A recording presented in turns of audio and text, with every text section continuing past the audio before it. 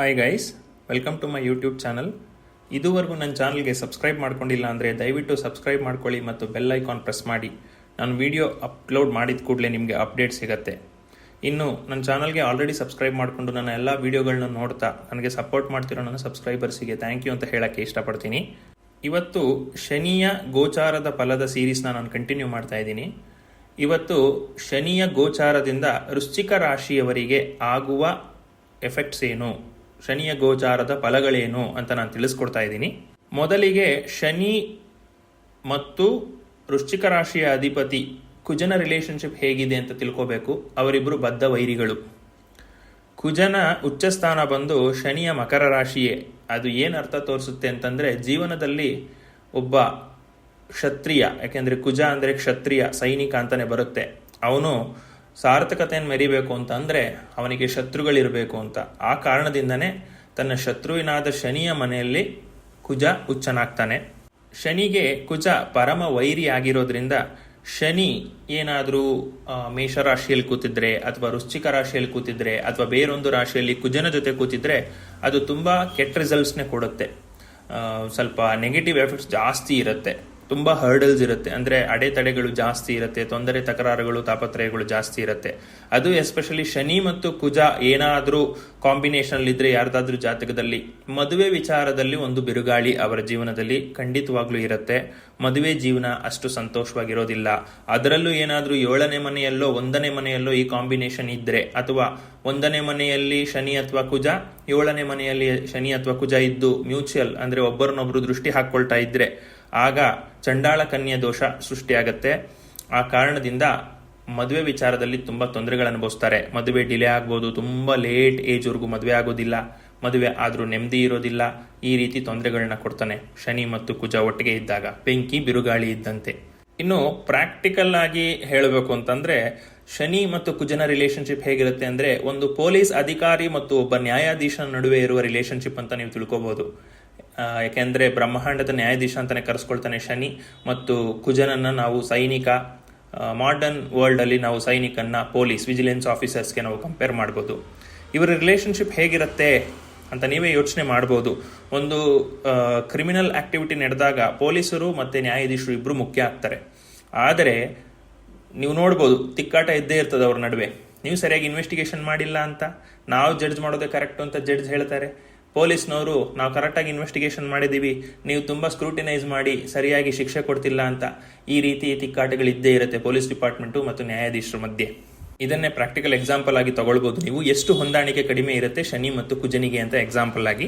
ಇನ್ನು ಶನಿಯು ಈಗ ಕುಂಭರಾಶಿಯಲ್ಲಿ ಇದ್ದಾನೆ, ಈಗ ವಕ್ರ ಪರಿಸ್ಥಿತಿಯಲ್ಲಿದ್ದಾನೆ. ಅವನು ನವೆಂಬರ್ 15ಕ್ಕೆ ವಕ್ರ ತ್ಯಾಗ ಮಾಡಿ ಮುಂದಿನ ಮನೆಗೆ ಹೋಗಿ ಸ್ಟಾರ್ಟ್ ಮಾಡ್ತಾನೆ.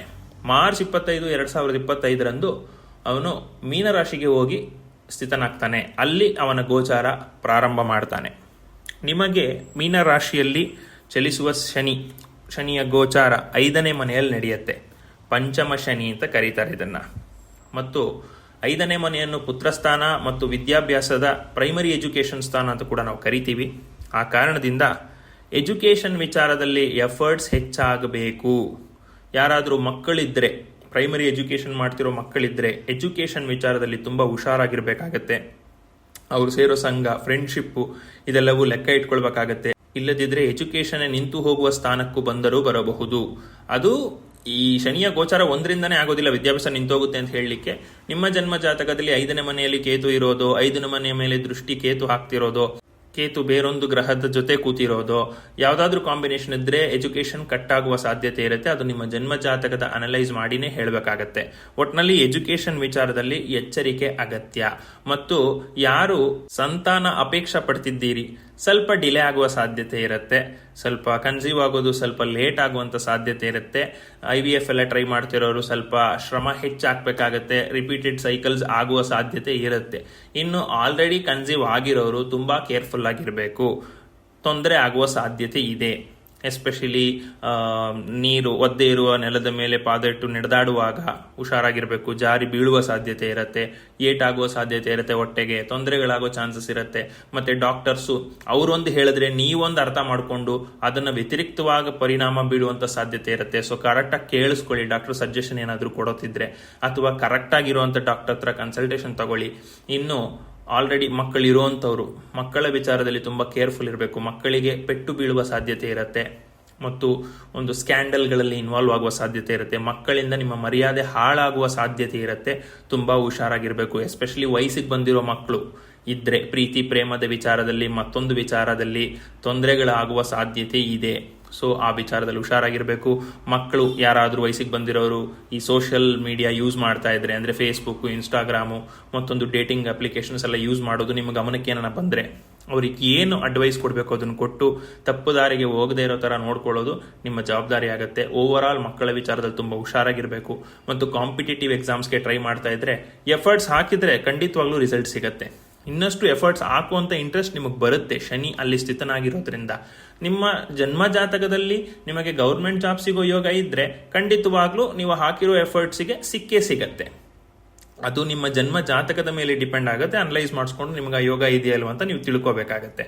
ಇದಿಷ್ಟು ಶನಿ 5ನೇ ಮನೆಯಲ್ಲಿ ಗೋಚರ ಮಾಡುತ್ತಿರುವ ಪ್ರತಿಫಲಗಳು. ಇನ್ನು ಶನಿ 3 ದೃಷ್ಟಿಗಳನ್ನ ಹಾಕ್ತಾನೆ. ನಿಮಗೆ ಅವನು 2ನೇ ಮನೆ, 7ನೇ ಮನೆ, 11ನೇ ಮನೆ ಮೇಲೆ ದೃಷ್ಟಿ ಹಾಕ್ತಾನೆ. ಶನಿ 2ನೇ ಮನೆಯ ಮೇಲೆ ದೃಷ್ಟಿ ಹಾಕೋದ್ರಿಂದ ಸಂಸಾರದಲ್ಲಿ ಸ್ವಲ್ಪ ತಾಪತ್ರಯಗಳಿರುತ್ತೆ. ಮಾತಿನ ವಿಚಾರದಲ್ಲಿ ಎಚ್ಚರಿಕೆಯಿಂದ ಇರಬೇಕು. ನೀವು ಪದ ಬಳಸ್ತಿರಲ್ಲ, ಅದು ಸ್ವಲ್ಪ ಕೇರ್ಫುಲ್ ಆಗಿರಬೇಕು. ಇನ್ನೊಬ್ಬರಿಗೆ ಹರ್ಟ್ ಆಗುವಂತ ಸ್ಥಾನ ಇರುತ್ತೆ. ಎಸ್ಪೆಷಲಿ ವೃಶ್ಚಿಕ ರಾಶಿಯವರು ಅವ್ರು ಚೆನ್ನಾಗೇ ಮಾತಾಡಿದ್ರು ಮಿಸ್ಇಂಟರ್ಪ್ರಿಟ್ ಮಾಡ್ಕೊಳ್ಳೋದು ಜಾಸ್ತಿ, ಚುಚ್ಚಿ ಮಾತಾಡ್ತಾನೆ ಅಂತ ಮಾತು ಕೇಳೋದು ಜಾಸ್ತಿ. ಅದಕ್ಕಾಗಿ ವೃಶ್ಚಿಕ ರಾಶಿಯವರು ಮಾತಾಡುವಾಗ ತುಂಬಾ ಎಚ್ಚರಿಕೆಯಿಂದ ಇರಬೇಕು ಈ ಸಮಯದಲ್ಲಿ. ಮತ್ತು 2ನೇ ಮನೆ ಕುಟುಂಬ ಸ್ಥಾನವೂ ಕೂಡ ಸಂಸಾರ ತಾಪತ್ರಯ ಬರುತ್ತೆ ಅಂತ ಹೇಳಿದೆ. ಎಸ್ಪೆಷಲಿ ಮಕ್ಕಳ ವಿಚಾರದಲ್ಲಿ ಹುಷಾರಾಗಿರ್ಬೇಕು ಅಂತ ಹೇಳಿದೆ. ಮಕ್ಕಳ ವಿಚಾರದಲ್ಲಿನ ತೊಂದರೆ of course family life, comfort zone ಮತ್ತು ಒಂದು ನೆಮ್ಮದಿ ಹಾಳಾಗೋಗುತ್ತೆ. ಅದಕ್ಕೆ ನೀವು ಎಕ್ಸ್ಟ್ರೀಮ್ ಕೇರ್ ತಗೊಳ್ಬೇಕಾಗತ್ತೆ. ಮತ್ತು ಹಣ ಸೇವ್ ಮಾಡೋದಕ್ಕೆ ಸ್ವಲ್ಪ ನೀವು ಕಷ್ಟ ಬೀಳ್ಬೇಕಾಗತ್ತೆ. ತುಂಬಾ ಅವಶ್ಯಕವೋ ಅನವಶ್ಯಕವೋ ಖರ್ಚುಗಳು ಬರುತ್ತೆ. ಖರ್ಚು ಮಾಡಿ ಕೈ ಬರಿದಾಗುವ ಸಾಧ್ಯತೆ ಇರುತ್ತೆ. ಇಷ್ಟು ದಿನ ಕಷ್ಟಪಟ್ಟು ಕೂಡಿಟ್ಟಿದ್ದ ಹಣ ಕೂಡ ಅನವಶ್ಯಕ ವಿಚಾರಗಳಿಗೂ ಅವಶ್ಯಕ ವಿಚಾರಗಳಿಗೂ ಖರ್ಚಾಗುವ ಸಾಧ್ಯತೆ ಇರುತ್ತೆ. ಹುಷಾರಾಗಿರ್ಬೇಕು. ಇನ್ನು ಶನಿಯ 2ನೇ ದೃಷ್ಟಿ ಬಂದು ನಿಮ್ಮ 7ನೇ ಮನೆ ಮೇಲೆ ಬೀಳ್ತಿದೆ. 7ನೇ ಮನೆ ಬಂದು house of marriage, house of business. ನೀವು ಇನ್ನೊಬ್ಬ ವ್ಯಕ್ತಿ ಜೊತೆ ವ್ಯವಹಾರ ಮತ್ತು ಮದುವೆ, ಅಂದ್ರೆ ಆಪೋಸಿಟ್ ಪಾರ್ಟ್ನರ್ ಇರುವಂತ ಮನೆ ಅದು. ಸೊ ಮದುವೆ ವಿಚಾರದಲ್ಲಿ ತೊಂದರೆಗಳಾಗುವ ಸಾಧ್ಯತೆ ಇರುತ್ತೆ. ಯಾರಾದ್ರೂ ಗಂಡು ಅಥವಾ ಹೆಣ್ಣು ಹುಡುಕ್ತಿದ್ರೆ ಐಡೆಂಟಿಟಿ ಬೇರೆ ಇರುವವರು ಸುಳ್ಳು ಐಡೆಂಟಿಟಿ ಕೊಟ್ಕೊಂಡು ನಿಮಗೆ ಪ್ರೊಫೈಲ್ ತೋರಿಸೋದಿರ್ಬೋದು, ಮೋಸ ಹೋಗುವ ಸಾಧ್ಯತೆ ಇದೆ. ಸೊ ಐಡೆಂಟಿಟಿ ವೆರಿಫಿಕೇಶನ್ನು ಮತ್ತು ಅವರ ಬ್ಯಾಕ್ಗ್ರೌಂಡ್ ವೆರಿಫಿಕೇಶನ್ನು ಕರೆಕ್ಟಾಗಿ ಮಾಡ್ಕೊಳ್ಳಿ. ಇಲ್ಲದಿದ್ದರೆ ತೊಂದರೆಗೆ ಸಿಕ್ಕಾಕೊಳ್ಳೋ ಸಾಧ್ಯತೆ ಇರುತ್ತೆ. ಇಂಪೋಸ್ಟರ್ಸ್ ಬರುವ ಸಾಧ್ಯತೆ ಇರುತ್ತೆ. ಈಗ ಅದೆಲ್ಲ ಕಾಮನ್ ಆಗಿ ನಡೀತಿದೆ. ಎಲ್ಲ ಮ್ಯಾಟ್ರಿಮನಿ ವೆಬ್ಸೈಟ್ ಇರ್ಬೋದು, ಅಪ್ಲಿಕೇಶನ್ ಇರ್ಬೋದು, ಅಥವಾ ಲೈವ್ ಮ್ಯಾಟ್ರಿಮೋನಿ ಆಫೀಸ್ಗಳಲ್ಲೂ ಕೂಡ ತಪ್ಪು ಡೀಟೇಲ್ಸ್ ಕೊಟ್ಟು ಮದುವೆ ಆದ ನಂತರ ಅದು ಸುಳ್ಳು ಅಂತ ಗೊತ್ತಾಗೋದು ಇದೆಲ್ಲ ನಡೀತಾ ಇದೆ. ಆ ವಿಚಾರದಲ್ಲಿ ಎಚ್ಚರಿಕೆಯಿಂದ ಇರಬೇಕು. ಎಸ್ಪೆಷಲಿ ವೃಶ್ಚಿಕ ರಾಶಿಯವರಿಗೆ ಈಗ ಗುರುಬಲ ಇದೆ. ಏಪ್ರಿಲ್ 2026 ಗುರುಬಲ ಇದೆ.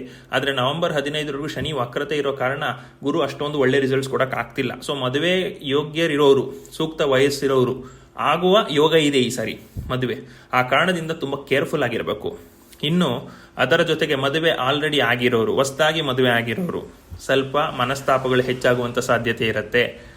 ನನಗೆ ಟೈಮ್ ಕೊಡ್ತಾ ಇಲ್ಲ, ಪರ್ಸನಲ್ ಸ್ಪೇಸ್ ಇಲ್ಲ, ನಮಗೆ ಪ್ರೈವೇಸಿ ಇಲ್ಲ, ಈ ವಿಚಾರಗಳಲ್ಲಿ ಸ್ವಲ್ಪ ಡಿಫ್ರೆನ್ಸಸ್ ಆಗುವ ಸಾಧ್ಯತೆ ಇರುತ್ತೆ. ಪಾರ್ಟ್ನರ್ಸ್ ಜೊತೆ ಹುಷಾರಾಗಿರ್ಬೇಕು, ಹುಷಾರಾಗಿ ಹ್ಯಾಂಡಲ್ ಮಾಡಬೇಕು. ಇನ್ನು 7ನೇ ಮನೆ ಹೌಸ್ ಆಫ್ ಬಿಸ್ನೆಸ್ ಕೂಡ, ವ್ಯವಹಾರ ಕೂಡ. ಯಾರಾದರೂ ಬಿಸ್ನೆಸ್ ನಡೆಸ್ತಾ ಇದ್ರೆ ಅಥವಾ ಸೇಲ್ಸ್ ಮಾರ್ಕೆಟಿಂಗ್ ಅಲ್ಲಿ ಇದ್ರೆ ಮಾತಿನಲ್ಲಿ ಕಂಟ್ರೋಲ್ ಇರಬೇಕು. ಹೇಗೆ ನಿಮ್ಮನ್ನು ನೀವು ಪ್ರೆಸೆಂಟ್ ಮಾಡ್ಕೊಳ್ತೀರಿ ಅನ್ನೋದು ತುಂಬಾ ಯೋಚನೆ ಮಾಡಿ ಪ್ರೆಸೆಂಟ್ ಮಾಡ್ಕೋಬೇಕು. ಬಿಸ್ನೆಸ್ ಅಲ್ಲಿ ಅನ್ನೆಸೆಸರಿ ಕಾಂಪಿಟೇಷನ್ ಜಾಸ್ತಿ ಆಗುವ ಸಾಧ್ಯತೆ ಇದೆ. ಸೊ ತೀರ್ಮಾನ ತಗೊಳ್ಳುವಾಗ ತುಂಬಾ ಹುಷಾರಾಗಿ ತೀರ್ಮಾನಗಳು ತಗೋಬೇಕು. ಏನಾದರೂ ಡೆವಲಪ್ಮೆಂಟ್ಸ್ ಮಾಡಬೇಕು ಬಿಸ್ನೆಸ್ ವಿಚಾರವಾಗಿ ಅಂದ್ರೆ ಇನ್ವೆಸ್ಟ್ಮೆಂಟ್ ವಿಚಾರದಲ್ಲಿ ತುಂಬಾ ಕೇರ್ಫುಲ್ ಆಗಿ ಡಿಸಿಷನ್ ತಗೋಬೇಕು. ಇಲ್ಲದಿದ್ರೆ ಸ್ವಲ್ಪ ಸಮಸ್ಯೆಗಳಾಗೋ ಸಾಧ್ಯತೆ ಇದೆ. ಇನ್ನು 3ನೇ ದೃಷ್ಟಿ ನಿಮ್ಮ 11ನೇ ಮನೆ ಮೇಲೆ ಬೀಳುತ್ತೆ.